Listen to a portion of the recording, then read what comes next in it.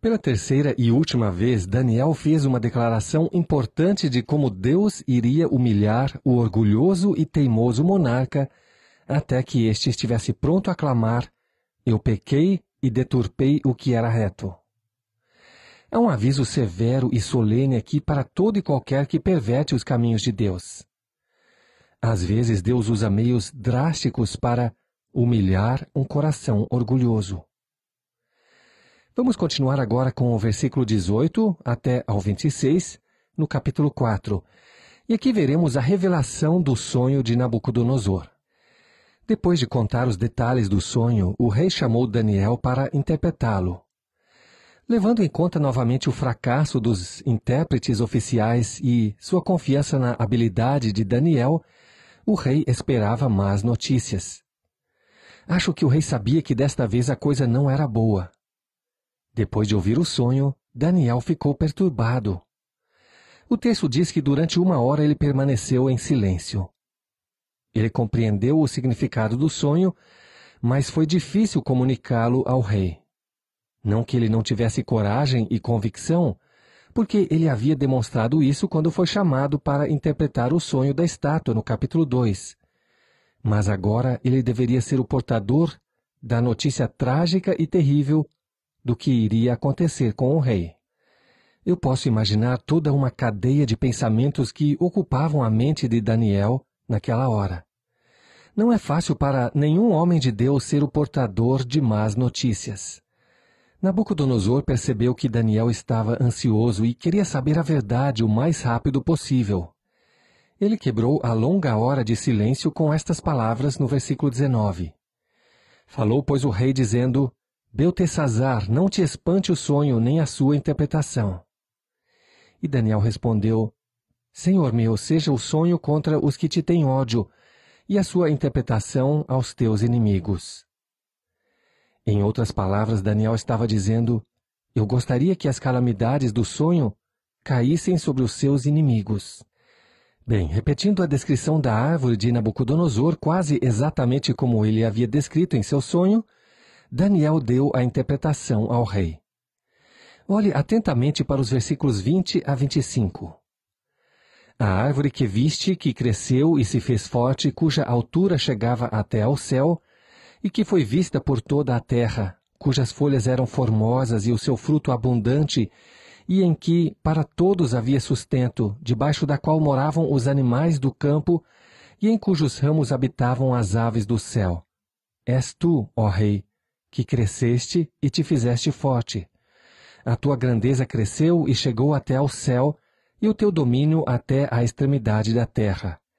E quanto ao que viu o rei, um vigia, um santo que descia do céu e dizia: Cortai a árvore, destruí-a, mas o tronco com as suas raízes deixai na terra, e ateada com cadeias de ferro e de bronze na erva do campo, e seja molhado do orvalho do céu, e a sua porção seja com os animais do campo, até que passem sobre ele 7 tempos. Esta é a interpretação, ó rei. E este é o decreto do Altíssimo, que virá sobre o rei meu senhor.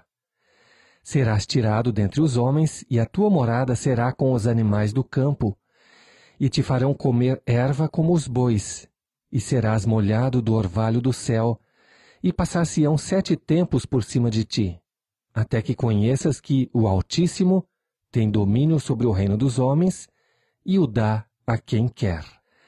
A explicação de Daniel tem autoridade e é exata, é o decreto do Altíssimo. O que os anjos tinham decretado no sonho, na verdade, era um decreto de Deus. Deus iria alcançar seu propósito na vida de Nabucodonosor por meio de um castigo severo. Era impossível que Nabucodonosor não compreendesse a interpretação e a explicação do sonho. Como as famosas palavras de Natã a Davi, "Tu és este homem", em 2 Samuel 12:7, assim também esta declaração penetrante de Daniel chegou a Nabucodonosor: "És tu, ó rei." Sem dúvida, Nabucodonosor lembrou-se do primeiro sonho e viu como ambos os sonhos eram parecidos. Assim como o juízo de Deus tinha quebrado a imagem do primeiro sonho, assim também atingiria a árvore do segundo sonho, e Nabucodonosor era esta árvore. Ele seria abandonado no campo.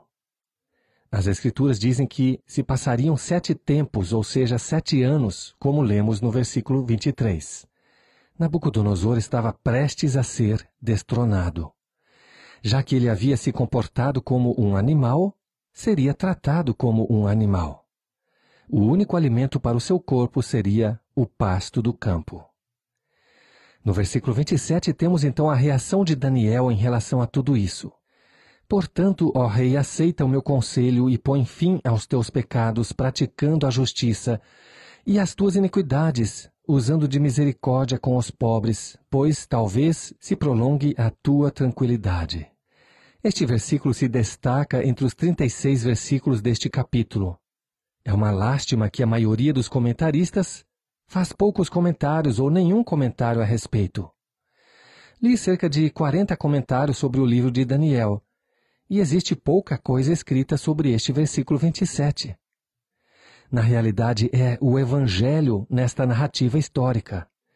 Sendo um fiel intérprete da mensagem de Deus, Daniel trata do tema do pecado sem medo. Põe fim aos teus pecados, praticando a justiça, disse ele para Nabucodonosor. Sendo um ministro compassivo, Daniel recorreu para o arrependimento do rei. O intérprete se tornou um pregador.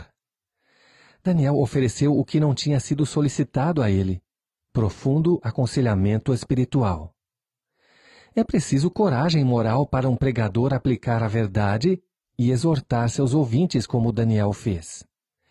Ele exortou o rei para corrigir os abusos maldosos associados com o seu reinado.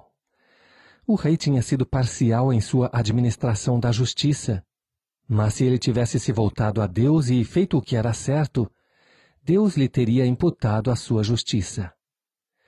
Neste versículo, Daniel pede ao rei para entregar a sua vida a Deus. Tal coragem e compaixão deve levar-nos a ter grande consideração pelos verdadeiros servos de Deus. Precisamos de mais homens como Daniel para pregar a palavra, instar a tempo e fora de tempo, para exortar com toda a paciência. Assim como o fez Daniel, Paulo também o fez quando estava diante de Festo e Agripa, em Atos capítulo 25 e 26. Assim o fez Pedro em seu sermão de Pentecostes. Isto é, manejar fielmente a palavra de Deus, pregando a Cristo em sua plenitude e aplicando a verdade ao que está ouvindo. Infelizmente, Nabucodonosor não seguiu o conselho de Daniel.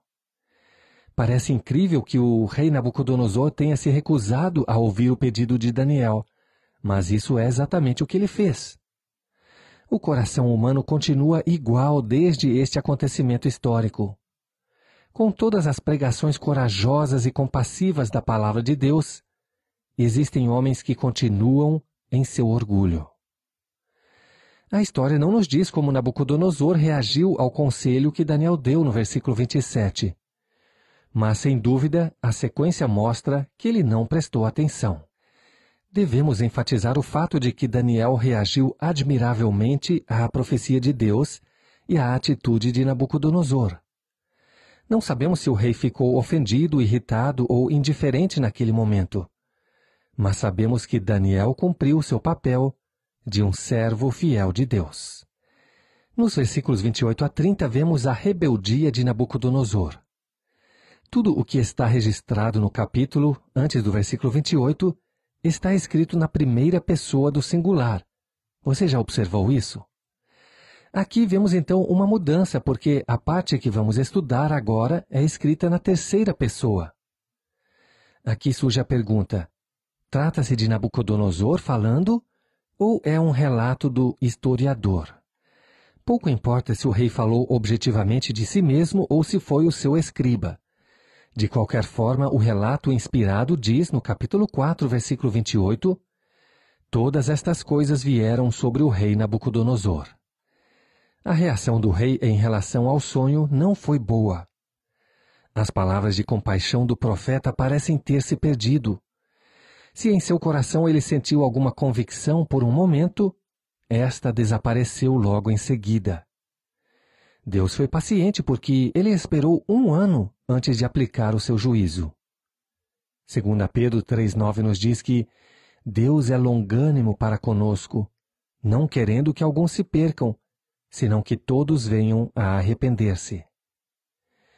Certamente a paciência de Deus se manifestou no caso de Nabucodonosor. Às vezes me pergunto se Nabucodonosor teria se rendido se soubesse que, ao final do ano, Deus o derrubaria. De acordo com os versículos 29 e 30, quando se passaram exatamente 12 meses, o rei se orgulhou das obras de suas mãos. Talvez ele achasse que Daniel estava errado em sua interpretação ou que Deus havia se esquecido. No versículo 30 lemos: Falou o rei dizendo: Não é esta a grande Babilônia que eu edifiquei para a casa real com a força do meu poder e para a glória da minha magnificência? Deus lhe tinha dado tempo para se humilhar, mas neste tempo ele endureceu o seu coração e não considerou o aviso de Deus. É verdade que a Babilônia tinha se expandido e se tornado a nação mais poderosa sobre a terra naquela época. É verdade que a cidade era gloriosa.